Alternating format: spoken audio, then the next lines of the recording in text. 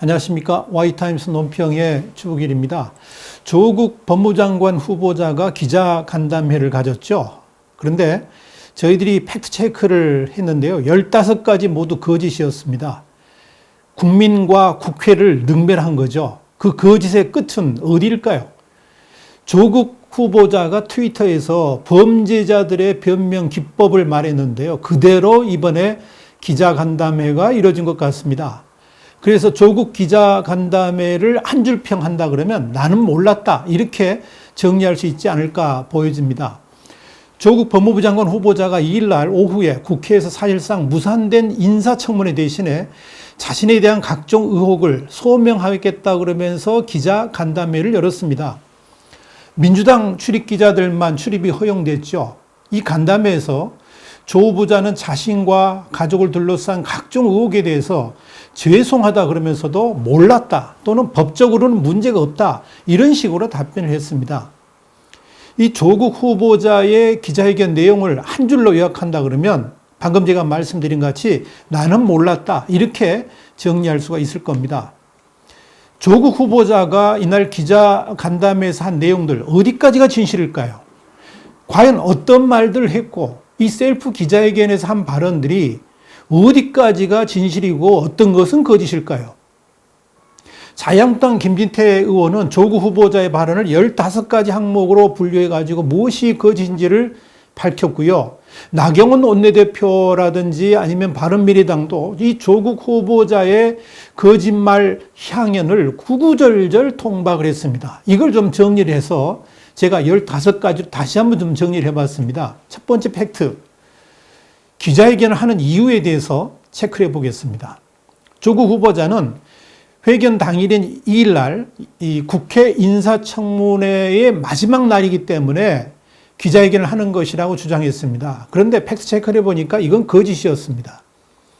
인사청문회법 6조에 의하면 대통령은 10일의 기한을 정해서 청문 경과 보고서 재송부를 요청할 수 있습니다.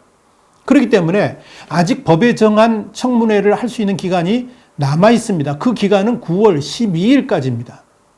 그러니까 2일이 마지막 날이기 때문에 기자간담회를 했다. 이건 거짓말입니다. 두 번째 팩트체크. 딸의 단국대 인턴 과정에 대한 겁니다. 조국 후보자는 단국대 의대에 인턴으로 참여한 것은 딸이 다니던 고등학교의 프로그램이었을 뿐이고 교수에게 자신과 가족 중, 그러니까 뭐 아마 가족이라면 아내겠죠. 이 아내가 뭐 연락한 적이 없다라고 그랬습니다. 그런데 팩트체크를 해보니까 이건 거짓이었습니다. 당사자인 장영표 교수가 이미 언론들하고 인터뷰에서 밝힌 게 있습니다. 장 교수가 뭐라 그랬느냐? 당시 아들이 조 후보자의 딸하고 한영외고 같은 학년이어서 학부모 모임 등을 통해서 엄마들끼리 친분이 있었고 그런 상황에서 조국 후보자의 아내가 부탁을 했다라고 말한 바 있습니다. 거짓이죠. 세 번째 팩트체크입니다. 딸의 단국대 병리학 논문 제1저자 관련한 건데요. 이 조국 후보자가 뭐라 그랬느냐? 단국대 의학 논문 관련해 가지고 이렇게 이야기했습니다. 지금 보면 이상하다. 내가 봐도 그렇다. 그러면서 그러나 그 논문 책임저자인 교수님 인터뷰를 보니까 당시 시점에서 제1저자, 2저자 판단 기준이 느슨했거나 모호했던 것 같다. 이렇게 이야기를 했습니다. 그러면서 단국대 장 교수 인터뷰를 보니까 자신의 아이가 놀랍도록 인턴 활동을 열심히 했다. 그러면서 우리 아이가 영어를 좀 잘하는 편이라 그랬습니다. 그러면서 실험에 참석하고 분명히 이야기했습니다. 실험에 참석하고 연구원들의 연구 성과를 영어로 정리하는 데 큰 기여를 했다라고 평가를 했습니다. 그래서 제1저자가 됐다는 거죠. 그런데 팩트체크를 해보니까 이건 거짓말이었습니다. 이미 밝혀진 바가 있습니다만은 조국 후보자의 딸은 단국대 병리학 논문을 위한 실험에 참여한 바가 전혀 없습니다. 실험이 다 끝난 다음에 그저 한 10여일 정도 인턴으로 참여했을 뿐입니다. 그리고 논문은 딸의 인턴 과정이 끝난 후부터 본격적으로 쓰여지기 시작했습니다. 그렇기 때문에 조국 후보자 측의 주장대로 딸이 번역에만 참가했다 하더라도 번역만 가지고는 논문의 저자가 될 수 없는 겁니다. 이건 이건 조국 후보자가 스스로도 한 말입니다. 지난 2012년 9월 28일 지금 화면에 밑에 트위터 화면이 나와 있는데요. 이렇게 이야기를 했습니다. 이공개 논문의 경우에 제1저자 외에 제2, 3 등 저자는 제1저자에게 조언, 조력을 준 사람을 다 올리는 것이 규칙이다. 이를 모르고 안철수 표전을 운운하는 것은 무식한 것이고 알고도 했다면 악의적인 것이라고 주장한 바가 있습니다. 그러면서 또 뭐라고 했느냐. 영어만 잘한다고 해서 제1저자, 제2저자가 되는 것, 그것은 잘못된 것이다 라는 트위터도 올린 적이 있습니다. 그리고요, 또 밝혀진 겁니다만은 조국 후보자의 딸이 영어를 그렇게 잘한 것도 아니었답니다. 한국말을 못한다고 스스로 이야기를 했죠. 그런데 영어의 번역 실력이라든지 통역 실력조차도 한영 외국어에서요 수준 이하였다는 것이 확인됐습니다. 그러면서 무슨 번역을 한다는 이야기입니까? 네 번째 팩트 체크입니다. 뭐냐면 단국대 장영표 교수와의 품앗이 인턴 의혹이 있습니다. 조국 후보자는 장영표 교수의 아들이 서울법대 인턴을 한 것은 전혀 몰랐다 그랬거든요. 서로 부탁한 적도 없다 그랬습니다. 팩트 체크를 해보니까 거짓말입니다. 조국 후보자 딸을 논문 제1저자로 올려준 단국대 장 교수의 아들, 그러니까 이 아들이 조국 딸이 고교 동창이거든요. 이 아들이, 장 교수의 아들은 조 후보자의 딸이 단국대 의대에서 인턴을 한 지 얼마 안 돼 가지고요. 조국 후보자가 교수로 있는 서울대 법대 공익인권법센터에서 인턴을 한 사실이 확인됐습니다. 당시 조국 후보자는 이 인권법센터의 참여교수였습니다. 한마디로 교수간에 자녀 인턴 품앗이를 한 거죠. 그래가지고 스펙을 쌓게 만든 거죠. 거짓말한 겁니다. 다섯 번째입니다. 조국 후보자의 딸이 연속되는 무시험 입학 및 장학금과 관련된 내용입니다. 조국 후보자는 딸에게만 연속 무시험과 장학금 등의 행운이 반복된 이유가 뭐냐? 기자들이 그렇게 물으니까 합리적 의심이 드는지 개별적으로 확인해달라 라면서 말을 회피했습니다. 팩트 체크를 해보니까 그야말로 무책임하고 진실을 회피하려고 하는 답변입니다. 이미 알려졌습니다만은 조국 후보자에 따른 고등학교, 대학교, 의전원까지 시험 한 번 보지 않고 무시험으로 프리패스했습니다. 이른바 트리플 크라운을 한 겁니다. 여기에 대해서 우리 신문이 이미 팩트 체크를 한 바 있습니다. 조국 후보자가 딸의 학원까지 가가지고 대입 관련 자료도 받아갔고요. 엄청난 부성을 보였다는 거 이미 확인된 바 있습니다. 그런데 자신은 전혀 몰랐다. 이게 말이 됩니까? 거짓말입니다. 여섯 번째 팩트 체크입니다. 딸의 서울대 환경대학원, 부산대 의전원, 장학금과 관련된 내용입니다. 조국 후보자는 딸이 2014년 서울대 환경대학원에 입학해가지고 서울대 총동창회 산하 장학재단에서 이 장학금을 받았거든요. 2학기 연속 장학금 전체 804만 원을 받았습니다. 여기에 대해서 저희 아이가 서울대 동창회 측으로 선정됐다고 연락받았다. 그러니까 서울대 동창회에서 장학금 대상자가 됐다고 이제 연락했다는 거죠. 그래서 장학금을 받기 위해서 어느 누구에도 연락하지 않았다, 부탁하지 않았다. 그러면서 우리 아이가 어떤 기준인지 모르겠지만 하여간 장학금이 남아서 그러는지 모르겠지만 왜 장학금을 받게 됐는지는 모르겠다 그랬습니다. 조 후보자의 딸은 또 부산대 의학전문대학원에 합격한 2학기에 서울대 환경대학원을 휴학하면서도 2학기 장학금 401만 원을 받았습니다. 조 후보자는 휴학을 하면 장학금을 반납해야 하지 않겠냐 이렇게 장학회에 전화했더니 반납이 불가하다고 했다라고 했습니다. 팩트 체크를 해보니까 역시 거짓입니다. 서울대 환경대학원 장학금은요 담당 교수도 신청한 적이 없다고 그랬습니다. 그러니까 정식 루트를 거치지 않은 낙하산 장학금이었던 겁니다. 조국 후보자가 누구에겐가 장학금을 말하지 않았다 할지라도 아버지가 조국이기 때문에 가능한 일이 벌어진 겁니다. 여기에 대해서 책임의식도 느끼지 못한다 그러면 그것은 양심이 없는 거죠. 그렇지 않습니까? 누구인가는 우리 딸이 여기 입학했다고 그랬으니까 그런 일들이 오고 가는 거 아니에요? 특히 학교 측에서는 본인이 신청을 해야 되고 지도교수의 추천을 받아야만 그렇게 해서 제출을 해야만 장학금 대상자가 된다 그랬는데요. 그런 흔적이 없어요. 그럼에도 귀신 같은 일이 벌어진 겁니다. 이거 분명 거짓이죠.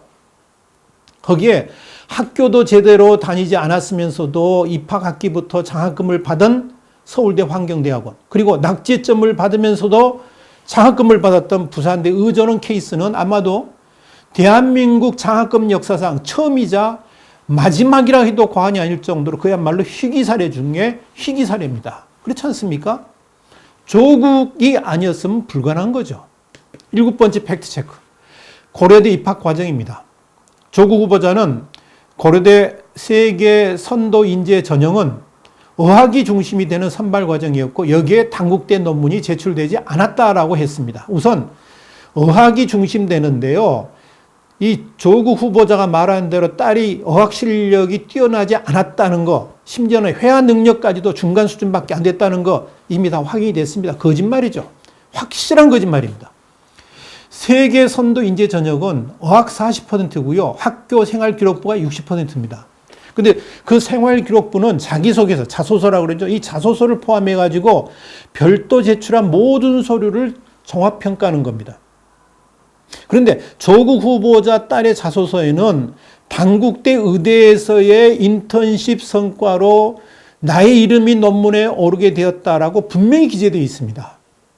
그러니까 자소서에 적힌 내용은 통상 첨부 서류로 제출해야 한다는 점에서 제1저자로 등록된 단국대 비영리학 논문이 당연히 고려대에 제출되었다는 겁니다. 그래가지고 그것이 고려대 입학하는 가장 큰 요인이 되었다는 거죠. 그러니까 거짓말입니다. 8번째, 부산대 의전원 노한중 교수하고의 관계입니다. 조국 후보자는 부산대 의전원 노한중 교수와 함께 만찬을 했다는 보도에 대해서 어이없다 그랬습니다. 밀실에서 둘만 먹은 건 아니다 라고 그랬습니다. 팩트체크를 해보니까 이 역시 조국 후보자가요, 교묘하게 말을 돌리고 있습니다. 부산대 병원 측은 그림 기증 행사가 있었고 또 사진 촬영을 한 다음에 조국 후보자가 바로 떠났다고 해명했는데요. 거짓이었습니다. 조 후보자가 저녁까지 함께 먹은 사실이 드러났습니다.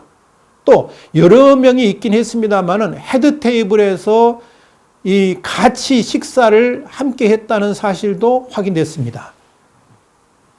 자, 9번째입니다. 딸의 신병 관련해서 조국 후보자는 딸이 떨면서 집안에 있다 그러면서 야밤엔 저희 아이 집에 좀 오지 않았으면 좋겠다, 부탁드린다, 눈물을 흘리면서 이야기했죠. 팩트체크합니다. 이건 팩트체크라기보다는 조국 후보자의 내로남불식 양면성을 볼 수 있는 발언입니다. 지금 화면에도 나옵니다만 조국 후보자는 지난 2012년 12월 11일 문재인 후보 비방글을 작성했다는 국가정보원 직원과 민주당원들이 강남에 있는 오피스텔에서 대치를 했습니다. 그때 3차례에 걸쳐가지고 구체적인 장소까지 트위터를 통해서 이렇게 알려주면서 그쪽으로 몰려가라고 선동한 바가 있습니다. 그래요. 남의 딸은 괜찮고 자신의 딸은 그러면 안 된다는 그 발상은 도대체 어디에서 나오는 겁니까? 10번째입니다. 나는 압수수색을 안 당했기 때문에 문제없다. 이런 말을 했어요. 그러니까 나는 압수수색을 안 당했으니까 장관직을 수행하는데 문제가 없다라고 말한 겁니다. 팩트체크를 하자면 이건 궤변 중에 궤변입니다. 지금 조국 일가를 비롯해가지고 31곳에 대한 압수수색이 누구 때문에 일어난 겁니까? 조국의 비리를 캐기 위해서 일어난 일 아닙니까? 그런데 자기 집이 압수수색을 당하지 않았으니까 문제가 없다라고 말한 것은 그야말로 궤변 중에 궤변입니다. 자신의 아내의 교수실까지도 압수수색을 했죠. 그런데 자기 집이 압수수색을 안 당했으니까 나는 피의자가 아니다? 착각하지 마시기 바랍니다. 압수수색 영장에 분명히 조국 후보자가 피의자로 명기되어 있습니다. 그러니까 그런 곳에 대해서 압수수색 영장이 발부된 겁니다. 조 후보자는 지난 2017년 1월 11일 트위터를 통해서 이런 말을 썼습니다. 도대체 조윤선은 무슨 낯으로 장관직을 유지하면서 수사를 받는 것인가? 우병우도 민정수석 자리에서 내려와 수사를 받았다고 했습니다. 그 말 그대로 조 후보자는 수사를 받는 와중에 기어코 장관 자리에 오르려고 하고 있는 겁니까? 그때의 조국에게 지금의 조국은 뭐라고 답을 하겠습니까? 말도 안 되는 거 아닙니까? 자, 11번째 팩트입니다. 조국 사모펀드에 관련된 건데요. 조국 후보자는 사모펀드와 코링크를 이번에 처음으로 알게 됐다고 했습니다. 완전한 거짓말입니다. 74억 투자 약정서에 블루코밸류업 1호의 운영사가 코링크 PE라는 것 나와 있습니다. 코링크 주식회사를 소유하기 위해서 처남이 전환 사채를 5억 원어치 액면가에 40배를 주고 구입했는데 처음 들어봤다? 말이 안 됩니다. 이거 이야기하려면요, 한 1시간 정도 걸리는데 이 정도까지만 이야기합니다. 완전한 거짓말입니다. 12번째 팩트. 헬스앤시티 관련된 건데요. 광극공사 수주한 내용입니다. 조국 후보자는 웰스앤시티가 광극공사를 수주하는데 영향력을 행사한 적이 없다고 그랬습니다. 역시 거짓말입니다. 조국 가족이 그 회사에 투자한 2017년 8월부터 광극공사 수주액이 177건으로 급증을 했습니다. 매출도 68% 증가했습니다. 이것이 우연입니까? 이건 검찰 수사를 통해서 분명히 밝힐 겁니다. 또 하나, 조국과 조국 가족의 이름이 그 회사에 명기된 것만 해도 그 이름을 행사해서 이익을 취득한 것이라 그러면 역시 문제가 된다는 것도 잊지 말아야 할 겁니다. 이건 검찰 수사에서 확실하게 밝힐 겁니다. 이게 또 윤 총장의 검찰총장이 전문 분야입니다. 두고 보시기 바랍니다. 13번째 팩트, 사모펀드 관련된 건데요. 조국 후보자는 사모펀드에 74억 투자 약정을 한 것은 실제로 그렇게 하겠다는 뜻이 아니고 신용카드의 한도액을 설정한 것 같은 개념이라, 그래서 마이너스 통장 같은 개념이라고 해명했습니다. 거짓말도 정덮고 돼야 됩니다. 정관에 보면 투자자가 출자금 납입 의무를 이행하지 않을 경우 연 15%의 지연 이자를 더한 금액을 내야 한다라고 분명히 명기되어 있습니다. 약정일 30일이 지나도 출자금을 납입하지 않을 경우 투자 원금의 50%도 다른 투자자에게 돌아가도록 하는 규정도 있습니다. 그러니까 조국 후보자의 해명은 완전 거짓이라는 거죠. 14번째 팩트입니다. 웅동학원 대한 겁니다. 조국 후보자는 웅동학원을 대상으로 한 소송은 동생 채권 확보 차원이었다 그랬는데요. 역시 거짓말입니다. 동생이 경영하던 건설회사가 가지고 있는 채권 채무가 청산되었는데 채무는 갚지 않고 채권만 행사하는 것은 말도 안 되는 일입니다. 공사금이 16억이었습니다. 그런데 소송으로 인해 가지고 연 24%의 지연이자를 계속 의도적으로 발생시켜 가지고 지금 현재 웅동학원 총 자산에 가까운 100억 원이 넘도록 만들었습니다. 이게 계획된 사기입니다. 15번째 마지막입니다. 딸 생년월일 변경 문제인데요.